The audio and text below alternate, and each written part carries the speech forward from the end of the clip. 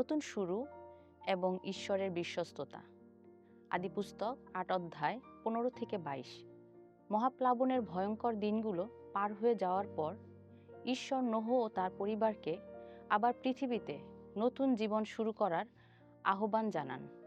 এই অংশটি আমাদের মনে করিয়ে দেয়, বিচারের পরে ঈশ্বরের অনুগ্রহ, ধ্বংসের পরে পুনরুদ্ধার, আর দুঃসময়ের পরে সুখের সময় আসে। আমরা ১৫ পদে দেখতে পাই ঈশ্বরের কণ্ঠ ও নতুন শুরু। দীর্ঘ সময় জাহাজে বন্দী থাকার পর ঈশ্বর নিজেই নোহকে ডাকলেন। তখন ঈশ্বর নোহকে বললেন, তুমি তোমার স্ত্রীকে আর তোমার ছেলেদের ও তাদের স্ত্রীদের নিয়ে জাহাজ থেকে বের হয়ে এসো। তিনি শুধু নোহকে নয়, তার সঙ্গে থাকা সব প্রাণীকেও পৃথিবী ভরে বংশবৃদ্ধি করার নির্দেশ দিলেন। আর সেই সঙ্গে সমস্ত পশু পাখি এবং বুকে হাঁটা প্রাণী, অর্থাৎ যত জীবজন্তু আছে তাদের সকলকেই বের করে নিয়ে এসো।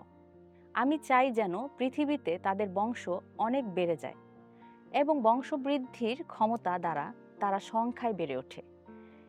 ঈশ্বর বিচারেই শেষ করেন না, তিনি সবসময় একটি নতুন পথ প্রস্তুত রাখেন। আমাদের জীবনের কঠিন অধ্যায় শেষ হলে ঈশ্বর নিজেই নতুন পথ খুলে দেন। আমরা ১৮ পদে দেখতে পাই নোহের নিঃশর্ত বাধ্যতা। নোহ কোনো অভিযোগ করলেন না, প্রশ্ন তুললেন না। তিনি যেমন আদেশ পেয়েছিলেন ঠিক তেমনভাবেই তা পালন করলেন। সব প্রাণী ও ঈশ্বরের পরিকল্পনা অনুযায়ী বেরিয়ে এলো। পূর্ণ বাধ্যতা ঈশ্বরকে আনন্দিত করে। আশীর্বাদ তখনই আসে যখন আমরা নিজের বোঝাপড়ার চেয়ে ঈশ্বরের আদেশকে বেশি গুরুত্ব দেই। আমরা ২০ পদে দেখতে পাই কৃতজ্ঞ হৃদয়ে নোহের উপাসনা। জাহাজ থেকে বের হয়েই নোহ নিজের ঘর বানাতে যাননি। প্রথমেই তিনি ঈশ্বরের উদ্দেশ্যে একটি বেদি নির্মাণ করলেন এবং তার কাছে কৃতজ্ঞতা প্রকাশ করলেন। নতুন জীবনের শুরু হওয়া উচিত ঈশ্বরকে ধন্যবাদ, কৃতজ্ঞতা ও আরাধনার মধ্য দিয়ে।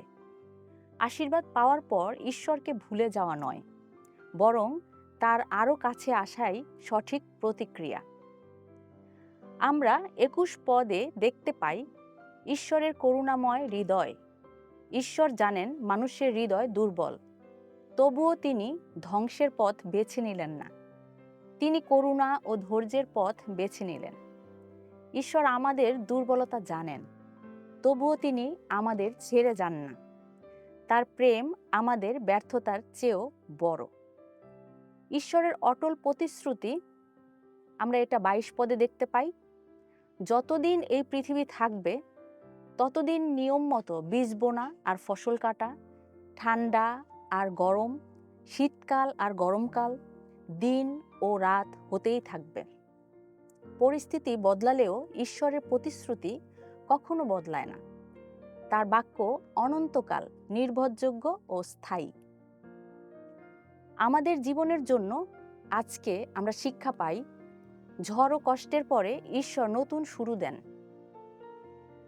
২০২৪ খ্রিস্টাব্দের ১০ ডিসেম্বর আমি একটি মর্মান্তিক কার অ্যাক্সিডেন্টে মাথায় আঘাত পেয়ে ৩ দিন হাসপাতালের আইসিইউতে ভর্তি ছিলাম, যেখানে আমার মাথায় প্লাস্টিক সার্জারি করা হয়।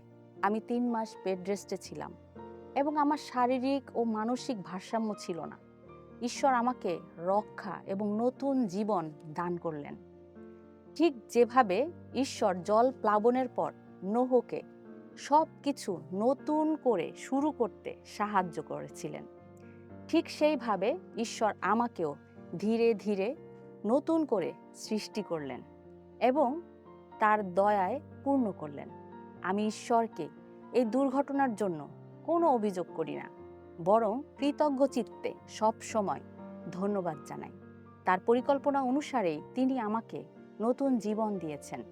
এই সংকটময় পরিস্থিতিতে আমার এই সমস্ত ব্যয়ভার বহন, সার্বিক বিষয় নিয়ন্ত্রণের কোনো সামর্থ্যই আমার ছিল না, কিন্তু ঈশ্বর তার পরিকল্পনা মতো মনোনীত লোকদেরকে দিয়ে আমার আর্থিক যোগান ও মানসিক সহযোগিতা নিশ্চিত করেন। তাই জীবনের সকল পরিস্থিতিতে ঈশ্বরের প্রতি কৃতজ্ঞ থাকা গুরুত্বপূর্ণ, কারণ কৃতজ্ঞ হৃদয় ঈশ্বরকে আনন্দিত করে এবং আমাদের কোনো পরিস্থিতির উপর ঈশ্বরের প্রতিশ্রুতি নির্ভর করে না। আমরা এ সময় প্রার্থনা করতে চাই। প্রার্থনা করি, প্রেমময় স্বর্গস্থ পিতা, আমাদের হৃদয় যেন নোহের মতো কৃতজ্ঞ ও বাধ্য হয়। জীবনের কঠিন সময়ে তোমার উপর নির্ভর করতে ও বিশ্বাস ধরে রাখতে আমাদের সাহায্য করো। আমাদের জীবনের প্রত্যেকটি বিষয় যেন তোমার মহিমা প্রকাশ করে। তুমি আমাদেরকে তোমার দয়া, অনুগ্রহ ও ভালোবাসায় পূর্ণ করো। আমেন।